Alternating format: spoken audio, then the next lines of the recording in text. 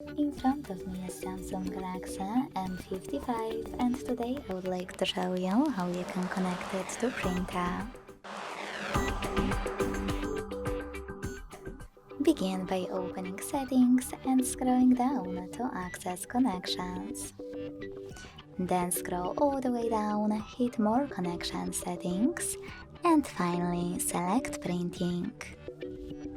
Then you can download any print service or just tap on your default one.